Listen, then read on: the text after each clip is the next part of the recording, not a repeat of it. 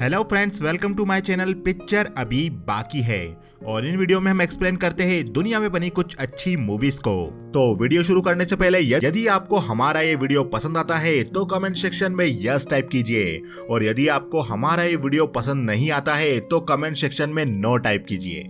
हम आपके सारे कमेंट पढ़ते हैं और उनका जवाब भी देते हैं, तो कमेंट जरूर कीजिए। तो दोस्तों, आज की हमारी मूवी है ब्रेक, और मूवी की शुरुआत में हम जेरेमी रिंस नाम के आदमी को देखते हैं। जेरेमी बेहोश होता है और जब जेरेमी की आंखें खुलती है तो उसके सामने एक टाइमर चल रहा होता है।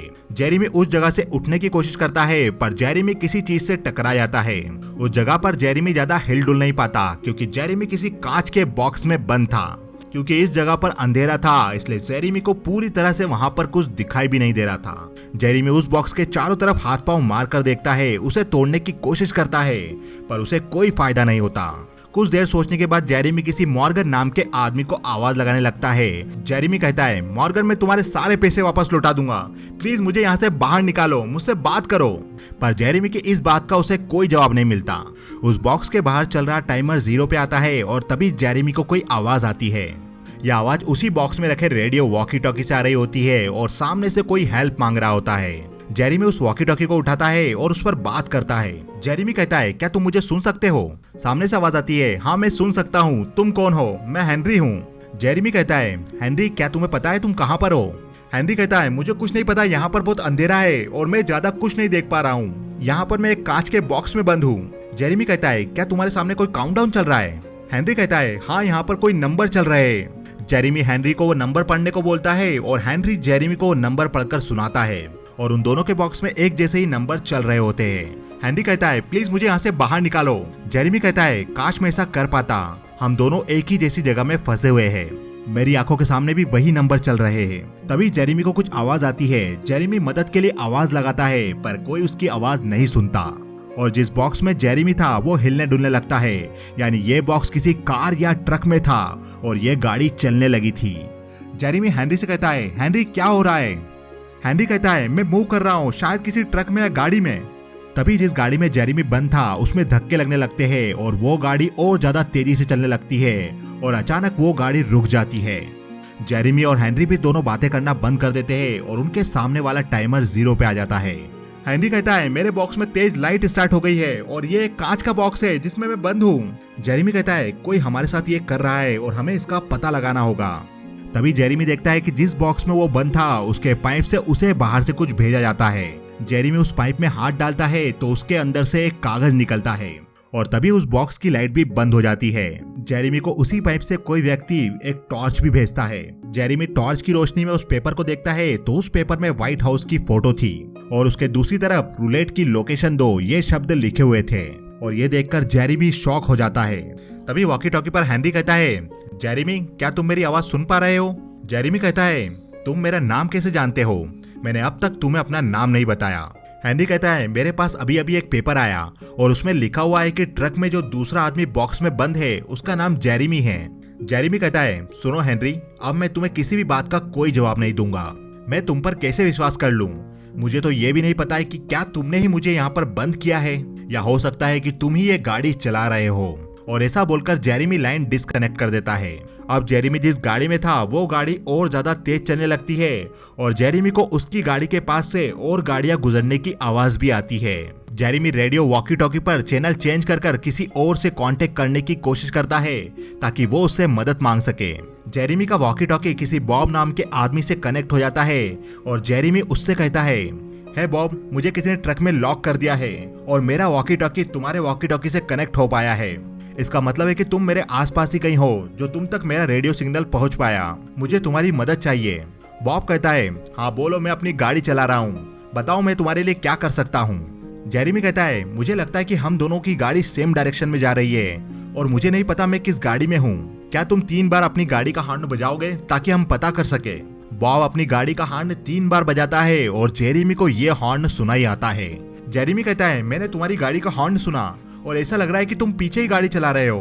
तभी जेरेमी को अपने पास किसी बाइक के चलने की आवाज आती है और जेरेमी बॉब से कहता है, क्या तुम्हें रोड पर कोई बाइक दिखाई दे रही है, हार्ले बाइक जैसी? उसकी आवाज मुझे यहाँ पर सुनाई आ रही है। बॉब कहता है, हाँ मुझे एक बाइक दिखाई दे रही है, मैं उसके पास जाने की कोशिश करता हूँ। जेरेमी कहता है, हाँ उस बाइक के पास वाली गाड़ी में मैं हूँ। तभी जेरेमी जिस गाड़ी में था वो गाड़ी और ज्यादा तेज चलने लगती है और जेरेमी को बॉक्स के अंदर धक्के लगने लगते हैं और जेरेमी को ट्रैफिक की आवाजें आने लगती है और जेरेमी का बॉब से संपर्क भी टूट जाता है और जेरेमी जिस गाड़ी में था वो गाड़ी रुक जाती है और उस बॉक्स की लाइट वापस चालू हो जाती है और तभी जेरेमी को बॉक्स में कुछ आवाज आती है। ये आवाज जेरेमी की वाइफ मॉली की थी। ये आवाज उसी बॉक्स में लगी फोन मशीन से आ रही थी और उस मशीन के साथ एक स्पीकर भी लगा हुआ था जिसमें से यह आवाज आ रही थी। मॉली कहती है, जेरेमी क्या ये तुम हो? तुम मुझे सुन पा रहे हो?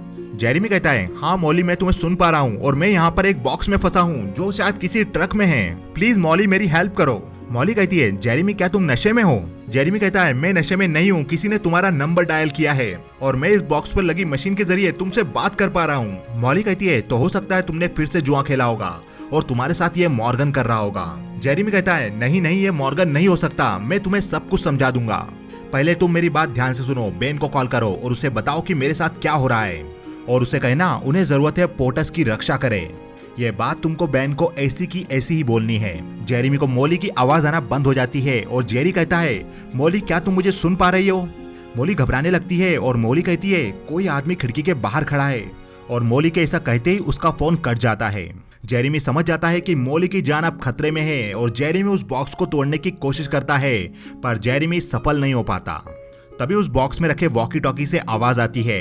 यह आवाज उसी आदमी की थी जिसने जेरेमी को कैद किया था। यह आदमी जेरेमी से कहता है, जेरेमी मैं क्या चाहता हूँ ये तुम अच्छी तरह से जानते हो। जेरेमी कहता है, पहले तुम मुझे यहाँ से बाहर निकालो और उसके बाद मैं तुम्हें सब कुछ बता दूंगा। वो आदमी कहता है, तुम शर्त रखने की हालत में नहीं हो, मुझे रूलेट की लोकेशन बताओ नहीं तो तुम्हारे साथ साथ मॉली भी खतरे में आ जाएगी। और लाइन डिस्कनेक्ट हो जाती है। अब उस बॉक्स में चलने वाला काउंटडाउन 0 पर आ गया था और अचानक उस बॉक्स के पाइप से बहुत सारी मधुमक्खियां उस बॉक्स के अंदर आ जाती है और वो मधुमक्खियां जेरेमी को काटने लगती है। बहुत ज्यादा मधुमक्खियां होने के कारण और जेरेमी को बहुत ज्यादा मधुमक्खियां काटने के कारण जेरेमी बेहोश हो जाता है। थोड़ी देर बाद जेरेमी को होश आता है तो जेरेमी देखता है कि उस बॉक्स की सारी मधुमक्खियां मर चुकी थी और जेरेमी को उन मधुमक्खियों ने कई जगह काट लिया था। जिस पाइप से वो मधुमक्खियां आई थी उस पाइप से रोशनी आ रही थी। जेरेमी उस पाइप में देखता है तो उस पाइप के दूसरी तरफ कोई आदमी अपनी गाड़ी चला रहा था। जेरेमी उस पाइप में हाथ डालकर उस आदमी को पकड़ने की कोशिश करता है पर वो आदमी जेरेमी का हाथ लाइटर से जला देता है और गाड़ी चलाने वाला आदमी जेरेमी से कहता है, agent Jeremy Raines, current assignment national security adviser. Jeremy कहता है, ये सब तुम क्या बकवास कर रहे हो?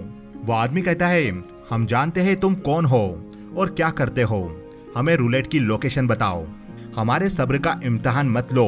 और वो आदमी दूसरी तरफ से उस पाइप को बंद कर देता है। जेरेमी वॉकी टॉकी पर वापस हेनरी से बात करने लगता है और जेरेमी हेनरी से कहता है, हेनरी मैं जानना चाहता हूँ कि तुम क्या जानते हो और तुम्हें इन्होंने बंद क्यों किया? हेनरी कहता है, ये लोग रूलेट के बारे में जानना चाहते हैं। जेरेमी कहता है, तो तुम रूलेट के बारे में क्या जानते हो? हेनरी कहता है, रूलेट एक अंडरग्राउंड बंकर है जो प्रेसिडेंट और वाइस प्रेसिडेंट की सिक्योरिटी के लिए है। 9/11 के बाद ये अंडरग्राउंड बंकर तैयार किए गए और इसे ही रूलेट कहा गया। जेरेमी कहता है, तुम ये सब कैसे जानते हो? हेनरी कहता है, मैंने तुम्हें बताया था, मैं स्टेट डिपार्टमेंट के लिए काम करता हूँ, मुझे नेशनल सिक्योरिटी काउंसलिंग ऑपरेशन के लिए रखा गया है, मेरी फैमिली खतरे में है, प्लीज कुछ करो जेरेमी। पर जेरेमी को हेनरी पर विश्वास नहीं होता कि वो सिक्योरिटी एजेंसी के लिए काम करता है। तभी जेरेमी को पुलिस का सायरन सुनाई आता है और जेरेमी कहता है, क्या तुम्हें ये सायरन सुनाई आ रहा है?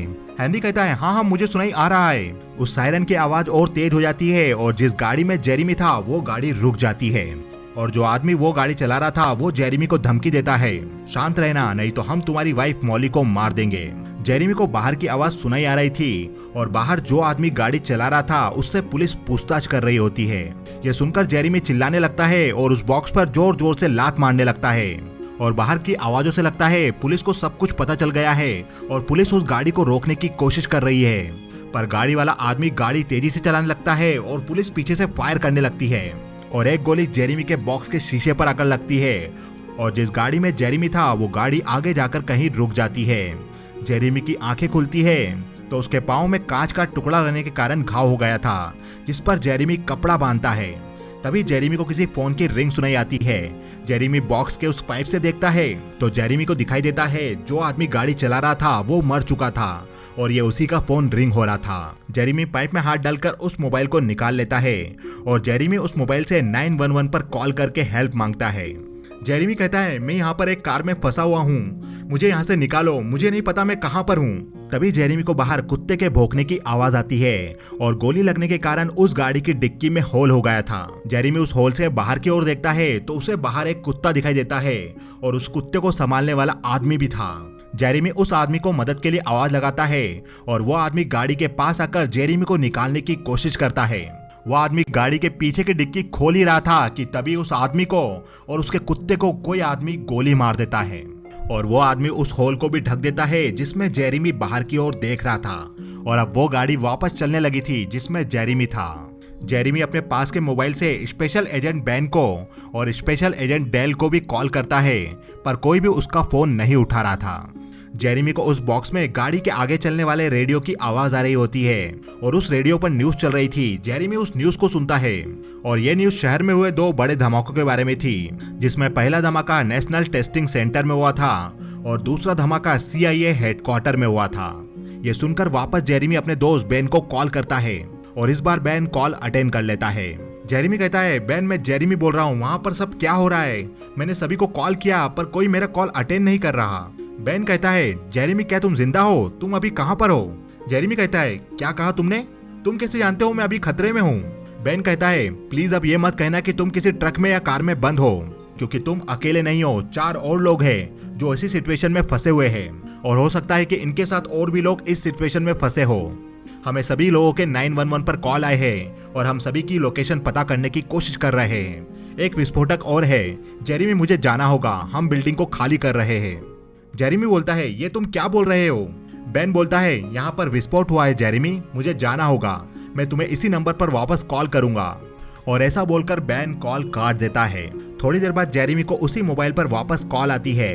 बेन कॉल अटेंड करता है तो दूसरी तरफ मॉली रो रही थी और मॉली जेरेमी को बताती है कि उसे किसी ने कार में या ट्रक में एक बॉक्स के अंदर बंद कर दिया है और ये गाड़ी भी चल रही है।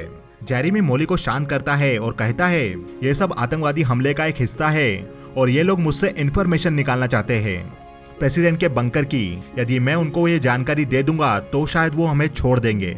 यह सुनकर मॉली रोने लगती है और कहती है, तुम उन्हें ये सब बता क्यों नहीं देते? और उसी वक्त जेरेमी को मॉली की आवाज सुनाई आना बंद हो जाती है। मॉली का फोन कट जाता है। जेरेमी को अब सांस लेने में तकलीफ हो रही थी, वो घबरा रहा था और वो रो भी रहा था। तभी वॉकी टॉकी पर उसे हेनरी की आवाज आती है।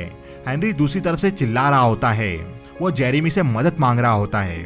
जेरेमी कहता है, वहाँ क्या हो रहा है हेनरी? हेनरी कहता है, इस बॉक्स पे लिक्विड आ रहा है, मैं अब मारा जाऊंगा जेरेमी, ये बॉक्स पूरा लिक्विड से भर जाएगा। जेरेमी प्लीज उन्हें वो बता दो जो वो पूछ रहे हैं। जेरेमी कहता है, सॉरी हेनरी, मैं उन्हें ये जानकारी नहीं दे सकता। तभी जिस गाड़ी में जेरेमी था वो गाड़ी तेजी से चलने लगती है, जिसके कारण जेरेमी को धक्के लगते हैं और हेनरी का कॉल कट जाता है। थोड़ी देर बाद जेरेमी के मोबाइल पर फिर कॉल आता है और ये कॉल बैन कर रहा था। जेरेमी कहता है, उन्होंने मॉली को भी किसी गाड़ी में बॉक्स में बंद कर दिया है और वो गाड़ी भी चल रही है। वो लोग प्रेसिडेंट को टारगेट करना चाहते हैं। बेन कहता है, वाइस प्रेसिडेंट और उनकी फैमिली सेफ है, पर मुझे अभी प्रेसिडेंट की कोई जानकारी नहीं। जेरेमी कहता है, वो सब जगह विस्फोट कर रहे हैं, इसलिए प्रेसिडेंट और उनकी फैमिली रूलेट में होगी और इसलिए मैं यहाँ पर बंद हूँ, उन्हें रूलेट की लोकेशन चाहिए। बेन कहता है, हाँ शायद तुम सही हो, प्रेसिडेंट खतरे में है, मुझे उनकी लोकेशन दो, मैं खुद उन्हें वहां पर जाकर बचाऊंगा। जेरेमी कहता है, नहीं मैं तुम्हें रूलेट की लोकेशन नहीं बता सकता, वो इस वक्त बंकर में है और वो सेफ है, तुम जाओ मॉली की लोकेशन पता करो और उसे बचाओ। और ऐसा बोलकर जेरेमी कॉल काट देता है। थोड़ी देर बाद जेरेमी जिस गाड़ी में था वो गाड़ी अब और तेजी से चलने लगी थी और एक पुलिस की गाड़ी उस गाड़ी का पीछा कर रही थी। वो पुलिस की गाड़ी जेरेमी वाली गाड़ी को बार बार टक्कर भी मारती है, जिसके कारण उस गाड़ी की डिक्की खुल गई थी और जेरेमी बाहर पुलिस की गाड़ी को देख पा रहा था। और पुलिस की गाड़ी के बार बार टक्कर मारने के कारण जेरेमी को चोट आ जाती है, उसका खून बहने लगता है और जिस गाड़ी में जेरेमी था एक्सीडेंट के कारण वो गाड़ी एक जगह जाकर रुक जाती है। जेरेमी वाली गाड़ी की डिक्की एक्सीडेंट के कारण थोड़ी खुल गई थी। एक आदमी उस गाड़ी के पास आता है और वो जेरेमी से कहता है, हमें रूलेट की लोकेशन दो। जेरेमी कहता है, तुम सब भाड़ में जाओ। वो आदमी गाड़ी की डिक्की को वापस बंद कर देता है और वो गाड़ी को वापस चलाने लगता है। और जो आदमी गाड़ी चला रहा था वो आदमी वॉकी टॉकी पर जेरेमी से कहता है, तुम्हारे पास अब सिर्फ 5 मिनट है, हमें रूलेट की लोकेशन दो। और लाइन डिस्कनेक्ट हो जाती है। जेरेमी वापस मॉली को कॉल करता है और दूसरी तरफ मॉली रो रही होती है और वो जेरेमी को उसे बचाने को कहती है। तभी उस बॉक्स का टाइमर 0 पे आ जाता है और उसी वक्त उस बॉक्स में लिक्विड भरने लगता है और वो बॉक्स धीरे धीरे उस लिक्विड से भरने लगता है। जेरेमी चिल्लाने लगता है, उसे कुछ समझ नहीं आता। तभी उसके मोबाइल पर फिर कॉल आता है और ये कॉल बेन का था। जेरेमी कहता है ये बॉक्स लिक्विड से भरने वाला है और मैं मर जाऊंगा। बेन कहता है मैं ये बात जानता हूँ, इसलिए तुम्हें बोल रहा हूँ, हम जो चाहते हैं हमें वो बता दो। जेरेमी कहता है तो क्या तुम भी उनके प्लान का हिस्सा हो? यह बोलकर जेरेमी बेन पर चिल्लाने लगता है, उसे गालियां देने लगता है और बेन जेरेमी का कॉल काट देता है। अब वो बॉक्स धीरे धीरे पूरा लिक्विड से भर जाता है और जेरेमी उसके कारण सांस भी नहीं ले पाता। वो बॉक्स अब उस लिक्विड से पूरा भर जाता है और जेरेमी अब धीरे धीरे मरने लगा था। तभी दो आदमी आकर जेरेमी को उस बॉक्स से बाहर निकालते हैं और जेरेमी उनमें से एक आदमी से गन छीनकर उन पर तान देता है। जिस आदमी से जेरेमी ने गन छीनी थी वो कहता है शांत हो जाओ, अब तुम सेफ हो, अब तुम सेफ हो। जेरेमी आसपास नजर घुमाकर देखता है तो मॉली भी वहीं खड़ी थी और वो भी बिल्कुल ठीक थी। तभी वहां पर एक कार आती है और उसमें से एक आदमी निकलता है और ये आदमी बेन था। बेन कहता है जेरेमी शांत हो जाओ, ये बस एक रेगुलर एक्सरसाइज थी। जेरेमी कहता है मैं कुछ समझा नहीं, मेरे पास कोई मत आना। बेन कहता है पिछले साल हम तुम्हारा ट्रांसफर करके तुम्हें एक नई जगह भेजने वाले थे। मैं एक प्रोटेक्शन ट्रेनिंग कोऑर्डिनेटर हूँ और तुम एक ट्रेनिंग ग्राउंड में हो। यहाँ पर हम ट्रेनिंग करते हैं ऑफिसर्स की। जेरेमी अपने आसपास देखता है तो उसके आसपास पूरा सेटअप था, जहाँ से ट्रैफिक की आवाजें निकाली जा रही थी, पुलिस सायरन की आवाजें निकाली जा रही थी और वहाँ पर एक बाइक भी थी जिसकी आवाज जेरेमी को आई थी जब वो बॉक्स में बंद था। वहाँ पर वो कुत्ता और उसका मालिक भी था और ये सब सेट किया गया था। बेन कहता है 9/11 के बाद हम ये टेस्ट करते हैं ताकि हमें पता चल सके ऑफिसर तनाव झेल सकते हैं या नहीं। ये करना जरूरी है ताकि तुम प्रेसिडेंट से जुड़ी जानकारी किसी भी कंडीशन में किसी और को ना दो। अगले महीने तुम्हारी ट्रिप है प्रेसिडेंट के साथ, कांग्रेट्स। और ऐसा बोलकर बेन और वहाँ खड़े सभी लोग तालियां बजाने लगते हैं और जेरेमी को एम्बुलेंस में अस्पताल भेजा जाता है और उस एम्बुलेंस में जेरेमी के साथ मॉली भी थी। जेरेमी मॉली से कहता है तुम इन सब में कैसे शामिल हुई? मॉली कहती है इन्होंने मुझे पैसे दिए और मुझे उन पैसों की जरूरत थी और मैंने उसे मॉर्गन के भी सारे पैसे दे दिए जो तुम्हें देना थे। तुम आज आराम करो, बाहर बहुत अच्छा मौसम है। जेरेमी एम्बुलेंस की खिड़की से बाहर की ओर देखता है तो उसे बाहर वॉशिंगटन मॉन्यूमेंट दिखाई देता है, जिसे देखकर जेरेमी मुस्कुराता है। मॉली कहती है इसमें हंसने की क्या बात है और मॉली भी बाहर की ओर देखती है तो उसे भी बाहर वॉशिंगटन मॉन्यूमेंट दिखाई देता है। मॉली कहती है सही में वॉशिंगटन मॉन्यूमेंट यही था, वो यही है ना? जेरेमी कहता है वो जानना तुम्हारे लिए इम्पोर्टेंट नहीं है। मॉली जेरेमी को किस करती है और इसी बहाने मॉली जेरेमी को हथकड़ी लगा देती है। मॉली फोन पर किसी से बात करके कहती है क्या तुम्हें वो लोकेशन मिल गई? सामने से आवाज आती है वॉशिंगटन मॉन्यूमेंट, हमें जो चाहिए था हमें वो मिल गया। जेरेमी कहता है क्या तुम लोग अभी भी मेरा टेस्ट ले रहे हो? मॉली अब तुम मुझे डरा रही हो। एम्बुलेंस में बैठा आदमी भी किसी से बात करके कहता है अब हमें क्या करना है? सामने से आवाज आती है प्लान सी को छोड़ो, हमारा ऑपरेशन अभी शुरू हो सकता है। मॉली उस आदमी से कहती है और सब्जेक्ट का क्या करना है? सामने वाला आदमी कहता है उसे खत्म कर दो। मॉली एम्बुलेंस में रखा ऑक्सीजन मास्क जेरेमी को लगाती है और ऑक्सीजन सिलेंडर में जहरीली गैस होने के कारण जेरेमी मारा जाता है और यह मूवी यहीं खत्म हो जाती है। तो दोस्तों प्रेसिडेंट पर अटैक के लिए आतंकवादियों को प्रेसिडेंट के बंकर की लोकेशन चाहिए थी और यह लोकेशन जेरेमी को पता थी और आतंकी यही लोकेशन पता करने के लिए जेरेमी को अलग अलग तरीके से मेंटली और फिजिकली टॉर्चर करते हैं प्रेसिडेंट के बंकर की जानकारी निकालने के लिए। पर जेरेमी ये लोकेशन किसी भी तरीके से उन्हें नहीं बताता।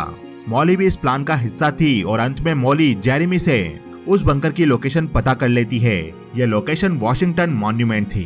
तो दोस्तों आपको ये वीडियो कैसा लगा हमें बताइए कमेंट सेक्शन में। यदि आपको ये वीडियो अच्छा लगता है तो कमेंट सेक्शन में यस टाइप कीजिए और यदि आपको ये वीडियो अच्छा नहीं लगता है तो कमेंट सेक्शन में नो टाइप कीजिए। वीडियो को ज्यादा से ज्यादा लाइक कीजिए, चैनल को सब्सक्राइब कीजिए क्योंकि पिक्चर अभी बाकी है मेरे दोस्त।